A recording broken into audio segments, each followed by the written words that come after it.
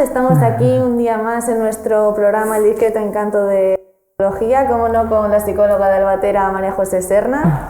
Y hoy, bueno, pues vamos a hablar un poco de un problema que nos incumbe a todos, ya que las cifras muestran que más del 40% de la sociedad española sufre de este problema del que vamos a hablar hoy, es la ansiedad. Bueno, María José, cuéntanos un poco en qué consiste la ansiedad, de qué se trata la ansiedad.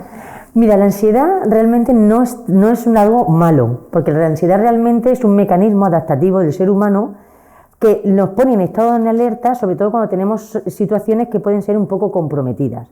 Por ejemplo, tenemos un examen esta tarde, pues tendremos un poco de ansiedad para ver si vamos a llegar a tiempo, vamos a hacerlo bien, etcétera, etcétera. Entonces se dan en muchísimas situaciones. Por ejemplo, la noche de las uvas, previo a tu presentación, estaríamos nerviosos, si sale bien, llevo bien el peinado, me voy a acordar. Es decir, es una ansiedad que te ayuda, en cierto modo, a que hagas bien o que intentes hacer bien lo que tienes ahora mismo en objetivo. Sí, que estés más alerta. Efectivamente, entonces está en estado de alerta. Luego esa ansiedad, una vez que ha pasado la situación, pues disminuye, y entonces eso se puede decir que es una ansiedad moderada. ¿Por qué? Porque la utilizamos únicamente para las situaciones que tenemos que hacer frente. Exacto. Entonces, ¿cuándo se hace más peligrosa, por decirlo de alguna manera, o más patológica?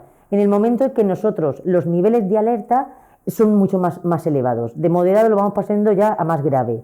Entonces, estamos inquietos, estamos preocupados y estamos continuamente observando y preocupándonos por situaciones que van a venir o que están sucediendo en este momento. Situaciones de cuidado de los hijos, recogerlos del colegio, la situación económica de la casa, la familia, el coronavirus, etcétera. Entonces, eso sí que lleva a una preocupación constante de la persona en creer que no puede cumplir los objetivos o cómo los va a cumplir. Entonces, es constante la ansiedad ahí. Y podríamos decir que el problema de ansiedad, lo que es la enfermedad, sí, no en ciertas ocasiones, como estamos mencionando, puede venir de que esos ataques de ansiedad te vienen y no sabes por qué. Por ejemplo, tienes una entrevista de normal, nerviosa ante esa situación, pero cuando no sabes de dónde viene, puede ser que se escuche un poco de decir, uy, quizá es un poco más serio. Efectivamente, ahí es cuando nos damos cuenta, cuando realmente la ansiedad, que es el manejo nuestro, no lo estamos manejando para nuestro beneficio, sino al contrario, el estado de alerta es tan elevado que entonces ya empieza a producirnos efectos, ya no solamente en nuestro propio cuerpo, sino también en la hora de realizar dichas acciones. Con lo cual es la pescadilla que se muerde la cola. Yo me pongo nervioso, ansioso, porque tengo que hacer ciertas cosas, pero al final, también a la vez, el ponerme nervioso o ansioso para hacer esas cosas me impide que lo haga correctamente. Disminuye la concentración, hay más embotamiento en la cabeza, vamos mucho más lentos. Una serie de circunstancias que al fin y al cabo nos van impidiendo que ejecutamos nuestras acciones con mayor efectividad. Y claro, porque son síntomas psicológicos, pero luego derivan en síntomas más peligrosos físicos, la falta de aire. ¿Cuáles serían estos síntomas más Mira, yo la ansiedad, siempre la diferencio aquí en la consulta para enseñarle a los pacientes, porque lo primero es entender qué es la ansiedad, y lo segundo también, que es muy importante, los síntomas, que esos son los que realmente nos van a ayudar a detectar que nosotros tenemos la ansiedad. Entonces, a nivel cognitivo nos va a producir unos efectos, porque nosotros estamos dándole vueltas continuamente a no problemas, sino a aquello que tengamos que hacer, aquellas circunstancias, situaciones, la vida familiar, recoger a los críos del colegio, la economía familiar. Entonces, esas preocupaciones son constantes, con lo cual están en forma de trastorno obsesivo en nuestra cabeza, reiterativamente.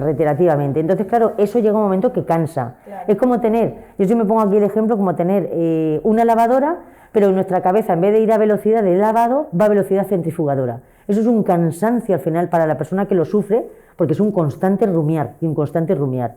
También, a nivel cognitivo, pues cómo afrontamos las situaciones.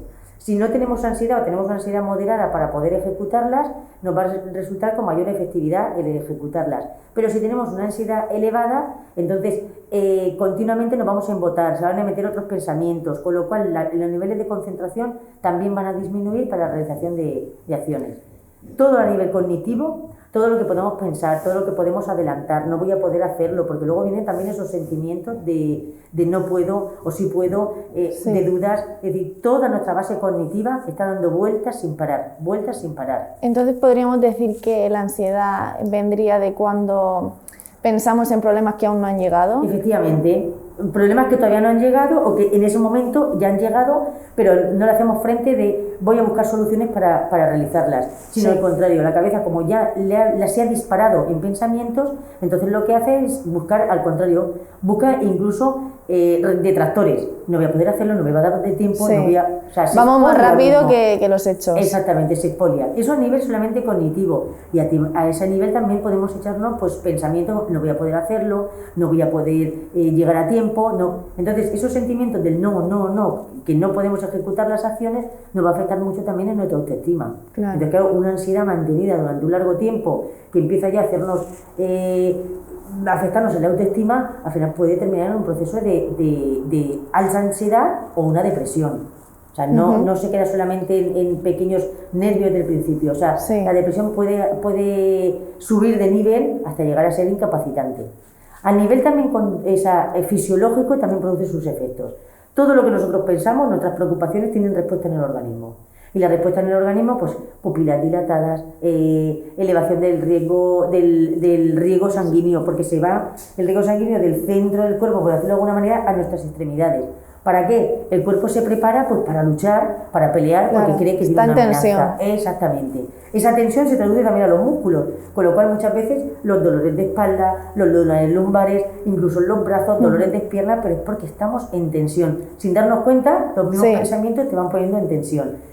Fíjate, dolores de estómago, el que tengamos diarreas, el que tengamos a lo mejor, o al contrario, que no podamos ir al baño, dolores de piernas, dolores de cabeza, nos afecta también en el foco de la visión, o sea, empieza a afectarnos en todo a nivel cuerpo. Y luego a nivel conductual, pues son muchas veces, si una situación me produce un estímulo fóbico, me produce miedo, porque puede desencadenarte miedo, entonces puedo ir con una gran ansiedad hacia el sitio o bien incluso llegar a evitarlo y ya no salgo de casa.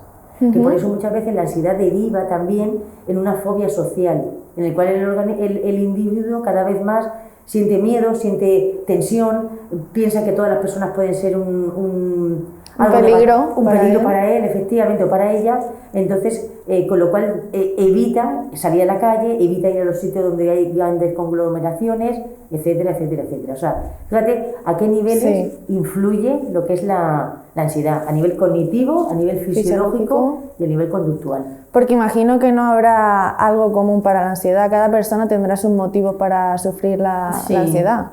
Aunque dicen, fíjate, que vienen, o sea, normalmente en las familias que se han hecho estudios sobre las familias que tienen ansiedad. Entonces, en esas familias que tienen ansiedad sí que se ha visto que existen unas bases hereditarias para que todos los miembros de la familia puedan padecer la ansiedad. Eso no significa que porque yo venga de una familia con ansiedad, los hijos todos lo vayan a tener. Pero luego sí que tienen mucho más probabilidades de padecerla. Luego también el aprendizaje en la casa, el hecho de que tú eduques o enseñes o disciplines o los críos vean en tu propia casa cómo se afrontan los pequeños problemas, las situaciones que a lo mejor no esperábamos. Si la persona tiene unas grandes habilidades o sabe gestionarlo, manteniendo su ansiedad a unos niveles moderados para ejecutarlas, el crío lo observa, lo va asimilando, lo va interiorizando y luego de mayor lo irá realizando. Que ya no solamente de mayor, porque los críos, por ejemplo, de pequeños pueden sufrir ansiedad. Por ejemplo, cuando un crío a lo mejor lo llevas al colegio y lo presentas ante las amigas o algo y se queda en un mutismo, se llama mutismo selectivo. El mutismo selectivo no es ansiedad en el crío. Entonces, como no sabe cómo gestionarla, se queda paralizado. Entonces, fíjate, ya está de pequeñito, podemos aprender a ser ansiosos. Con lo cual, imagínate esa persona de mayor. O sea, puede desarrollar incluso una crisis de pánico. O sea, estar que es lo que estabas comentando al principio, que has dicho, puedes desarrollar en cualquier situación sin no tener nada, ninguna causa aparente, y sí se puede realizar, porque claro, tú durante mucho tiempo estás siendo ansioso, te vas acostumbrando, lo has condicionado ya en tu forma de vida, por decirlo de alguna manera. Entonces, muchas veces en una situación que no viene a cuento, que no debería de darse, que no hay nada que te pueda resultar como una amenaza, de repente se dispara y te puede dar una crisis, pero hay una crisis de falta de respiración, de creer que te va a dar un ataque al corazón, es decir... Como la gota que colma el vaso. Exactamente, ese ya es el colmo máximo de la ansiedad, y entonces poder incluso llegar a hacer un desmayo, un desvanecimiento donde se encuentre. O sea, eso es una crisis de pánico, y realmente la persona lo pasa francamente mal porque cree que en ese momento va a morir. Claro. O sea, y hablando también de los grupos que son más propensos a padecer ansiedad, tengo entendido que, bueno, hay un estudio acerca de que las mujeres tienen el doble de probabilidades de sufrir ansiedad antes que los hombres. ¿Esto es cierto? Sí, hay un 2 o 3%, que decía 2 o 3 veces más que los hombres, sí. Sí que es cierto, lo que pasa es que tampoco los estudios que se han realizado sobre el tema tampoco van no están todavía muy desarrollados. Entonces se han basado sobre todo porque nosotros fisiológicamente el hombre y la mujer son distintos. Sí. Y entonces, a nivel de neurotransmisores, a niveles hormonales, funcionamos de otra manera que el hombre. Entonces, parece ser que sí que existe una correlación entre los niveles hormonales y los neurotransmisores en la mujer que inducen a que a que pueda tener sea un más trastorno, o que sea más ansiosa. ¿Y en tu clínica notas que esto es cierto? En la clínica se nota y en los estudios también las probabilidades. Normalmente, fíjate, puede que el hombre, en un matrimonio, puede que el hombre y la mujer tengan ese tipo de trastorno, pero es la mujer la que pide ayuda, la que solicita, la que comenta entre las amigas, la que va al médico de cabecera y lo transmite, que no puede dormir, que no puede funcionar con naturalidad, que está muy cansada. Entonces, pide ayuda. El hombre no la pide. No lo sé por qué. Vergüenza. Vergüenza o cree que eso es una debilidad, no lo sé. No sé por qué se produce, pero es la mujer la que sí que hay una grande estadística de que sí que van a pedir ayuda más que los hombres. Y como hemos hablado antes, el 40% de la población española, que es una gran cantidad de personas, padecen estos síntomas de ansiedad, ya sean más graves, más leves, pero al final la padecen. ¿Crees que hay suficiente información acerca de todo esto o que piden suficiente ayuda? Yo pienso que además te dice 40%, 40% antes de marzo de 2020. Ahora se habrá disparado. Está disparadísimo, o sea, no te puedes imaginar. Yo no lo sé por qué tampoco, la verdad es que yo veo poco la tele, las noticias porque hay un gran bombardeo de información acerca del COVID, cosa que no nos viene bien porque a veces está sobreinformado, está de más. Y más sobre todo cuando muchas veces no está cogido en medios que pueden darte una información muy certera, o nos llevan a confusión. Entonces, ahora con el tema del COVID, yo no quiero saber el tanto por ciento que hay, O sea, porque es altísimo, y ya no solamente en trastornos de ansiedad producidos por la hipocondría de me lo van a contagiar, o los miedos de que he tenido en casa algún miembro con COVID, ¿qué va a pasar después? El no saber, la incertidumbre. Ya no solamente trastornos de ansiedad, sino trastornos depresivos, un montón, brotes psicóticos, conductas antisociales, y luego te imagínate ahora lo que se está dando con estos confinamientos en casa, las parejas que ya no estaban bien. La verdad es que... Claro, las que no estarán bien, o sea, la cantidad de divorcios que no se está diciendo que ha habido en el 2020 ha sido bestial, pero bestial. Entre ellos, ya no solamente por los divorcios, sino también la cantidad de suicidios que ha habido, bestial, y durante la época del confinamiento. O sea, son cifras bastante grandes y alarmantes. Y no hay, yo lo veo, vamos a ver, aquí en el centro de salud, un psicólogo, en el hospital, bueno, aquí no sé si tenemos ya en los centros de salud, no todos tienen, no, aquí no hay, tienes que ir a especialista al hospital. O sea, es decir, pide tu cita, vete para allá, que te pueda atender, es decir, pocos profesionales para la importancia de la salud mental, porque la salud mental se produce luego un deterioro en la salud física, con lo cual ingresos, hospitalizaciones, grandes cantidades de medicamentos que se están recetando, antidepresivos y ansiolíticos, o sea, el 2020 ha sido bestial. De hecho, llamas y no te ponen mucha pega. Antes intentaban los médicos poner alguna solución, pero...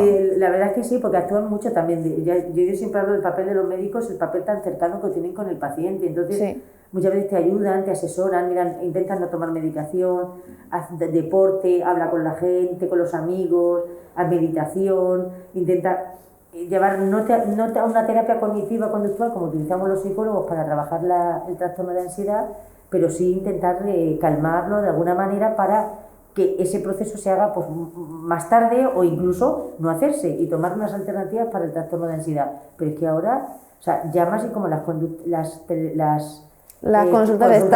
son telefónicas, entonces ven tu estado y no están dudando porque la situación en el país, ¿no? En el mundo entero es alarmante, con lo cual enseguida te están recetando. Sí. Con lo cual sí están considerando, los médicos sí que lo consideran, en otro caso son las instituciones más altas, sí. pero sí se necesita constantemente. Sí. O sea, se necesita, pero vamos, como agua de mayo, de tener la figura de un psicólogo, psiquiatra, y no solamente en el hospital una sola figura, sino por todos los centros ambulatorios. Sí, porque al final la salud mental es igual de importante que la salud física. Igual. Entonces... Pero además, no sé, a lo mejor no se notará en la salud física, pero la situación de desamparo, de incomodidad, de infelicidad que te cuesta para resolver tus problemas o tus situaciones de la vida diaria, se andan muy mermadas con la ansiedad. Bueno, María José, pues muchas gracias por todo esto. Si quieres añadir algo más o contarnos algún dato más sobre la ansiedad. Sí, porque además con esto del COVID, como hay tantísimos casos que se están viendo, porque yo aquí en la consulta estoy viendo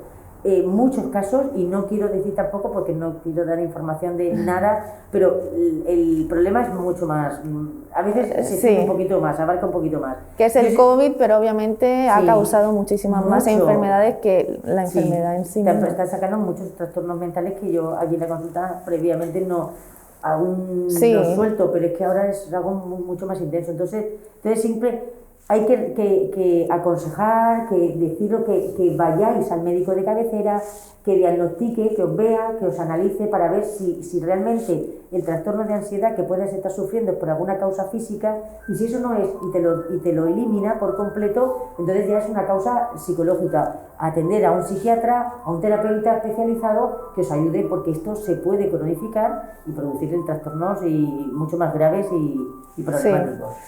Bueno, pues ya habéis escuchado a la psicóloga. Si tenéis algún problema, no dudéis en ponernos en manos de algún psicólogo, que la salud mental es igual de importante que la salud física. Y muchas gracias por escucharnos y espero que os haya gustado nuestro programa. Un saludo. Muchas gracias.